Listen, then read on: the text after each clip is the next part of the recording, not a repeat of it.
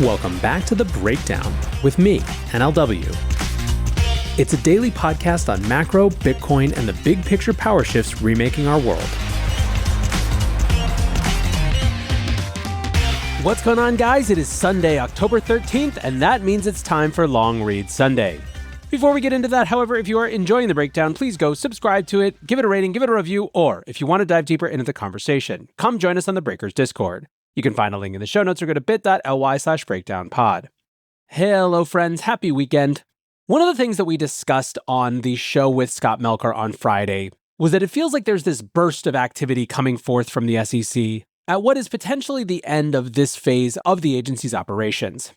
Now, of course, Gensler still has years on his term, but it feels like something's going to give. Exemplary of that is the changing response that organizations in and around the crypto space are giving when they get served with Wells notices or actual legal action. We kick off today with the latest such response. This was a tweet from market maker Cumberland, and it doesn't mince words. Today we became the latest target of the SEC's enforcement-first approach to stifling innovation and preventing legitimate companies from engaging in digital assets. This comes despite bipartisan pushback on this approach in the most recent House Financial Services Committee hearing, in which the SEC was called a rogue agency, cited for its failure to work with Congress and taken to task for abusing its power. At issue in our case is the SEC's view that some of our transactions involving certain crypto assets were securities transactions. We have engaged in 5 years of good faith discussions with the SEC on this point. On our end, we've shared dozens of written summaries and statements, produced thousands of pages of material, and made our senior management and compliance personnel available for many hours of interviews. Today's complaint is the first time the SEC has outlined the specific transactions at issue. The SEC asserts these transactions required us to register as a broker-dealer. While we strongly disagree, we took that step and acquired a registered broker-dealer in 2019. Only then, despite Chairman Gensler's call to just come in and register, were we told we could only use our broker-dealer to trade BTC or ETH, both commodities and not under the jurisdiction of the SEC.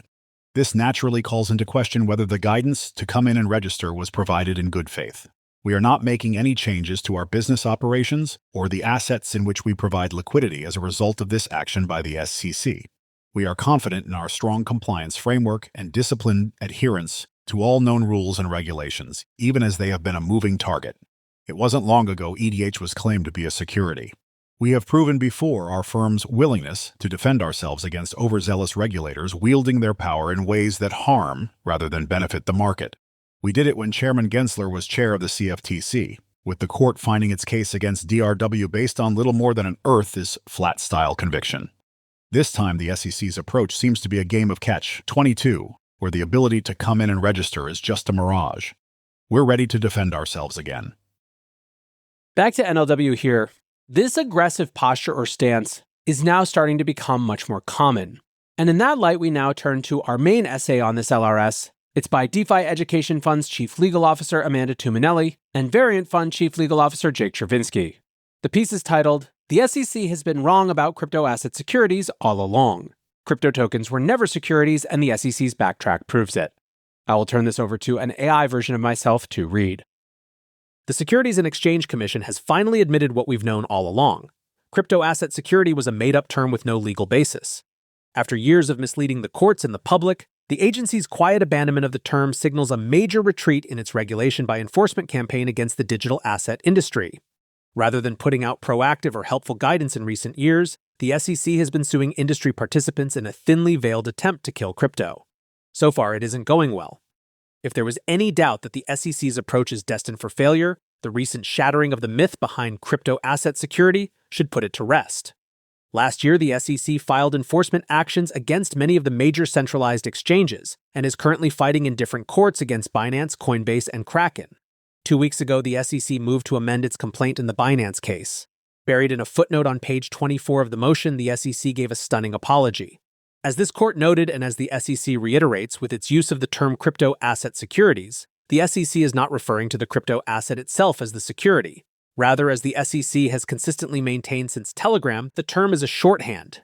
Nevertheless, to avoid any confusion, the amended complaint no longer uses the shorthand term, and the SEC regrets any confusion it may have invited in this regard. This episode of The Breakdown is brought to you by ExSat Network. As regular listeners know, one of the things that I think is really exciting right now is all of the new builder energy around Bitcoin, and ExSat Network is a great example of that. ExSat Network utilizes a combined consensus mechanism of POW and POS, enabling miners to earn revenue and stakers to earn Bitcoin yield. Their state data index mirrors Bitcoin UTXO data, creating a venue for BTCFi to flourish and a platform to trade Bitcoin assets. ExSat Network partners with Matrixport, committing 5,000 to 10,000 NBTC to the network, assisting with dApp development and enhancing security. Ultimately, the goal is for ExSat Network's decentralized asset custody to enable you to earn Bitcoin yield without sacrificing security or transparency. The ExSat Network aims to unlock and scale the Bitcoin ecosystem without compromising Bitcoin ideology. Check out exsat.network or follow ExSat on Twitter at ExSatNetwork. That's ExSatNetwork. And unlock Bitcoin DeFi with ExSat. Rarely in history has a single footnote scrambled the minds of so many expert lawyers at once. Coinbase Chief Legal Officer Paul Grewal described it as shameless. Uniswap Labs CLO Catherine Minarek said, "No government agency should work this way." Ripple Labs CLO Stuart Alderati suggested the SEC admit it has become a twisted pretzel of contradictions. Why react so strongly? There are at least 3 reasons.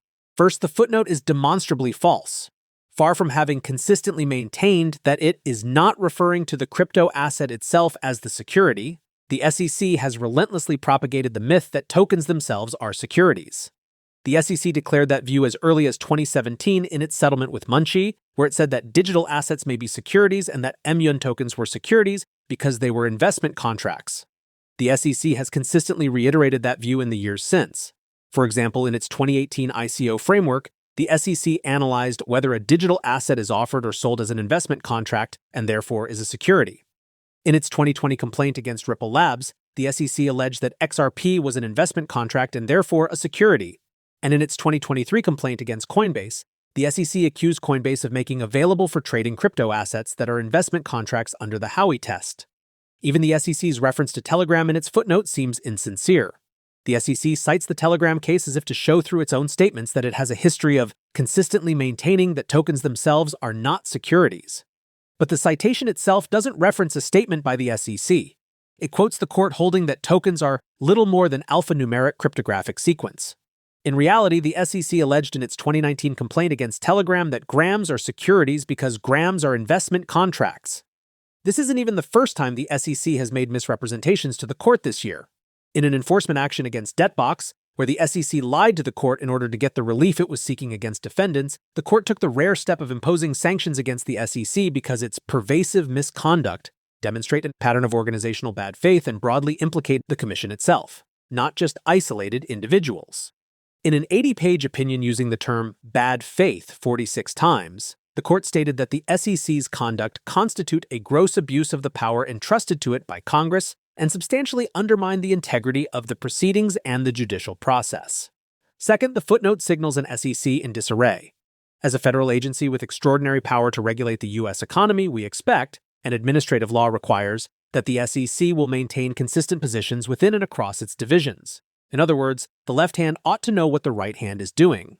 Yet, on the exact same day that the Enforcement Division half-heartedly apologized in the Binance case for the confusion it caused by using the term crypto asset securities, the same division used that term 8 times in its settlement with eToro, and the SEC's X account posted an investor alert from the Office of Investor Education and Advocacy using the term 5 times.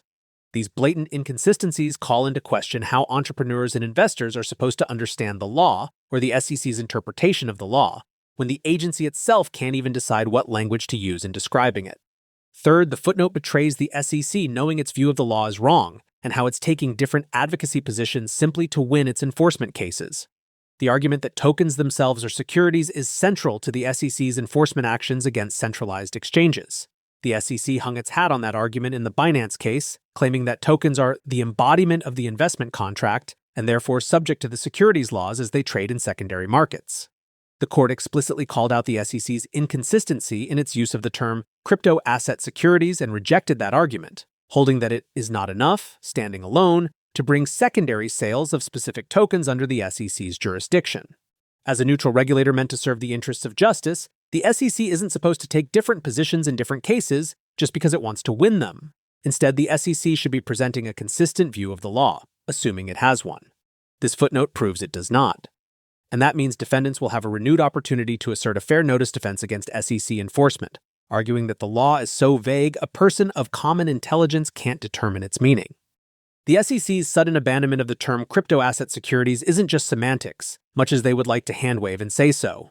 If the SEC can't characterize tokens as securities, it will have a hard time convincing courts that it has authority over secondary markets for digital assets. The crux of the securities laws is a registration regime for securities. But if the tokens themselves aren't securities, then it's unclear what exactly should be registered in the first place. Crypto lawyers aren't the only ones to notice the SEC's retreat from the term crypto asset securities. In recent Congress hearings, members on both sides of the aisle, from Richie Torres to Tom Emmer, remarked on how the SEC made up the term despite having no basis in federal law, only to later retract it and apologize for its use. Now that the myth of crypto asset security has been exposed, the SEC will have to confront the reality of its weakness in both the courts and Congress. Back to real NLW here.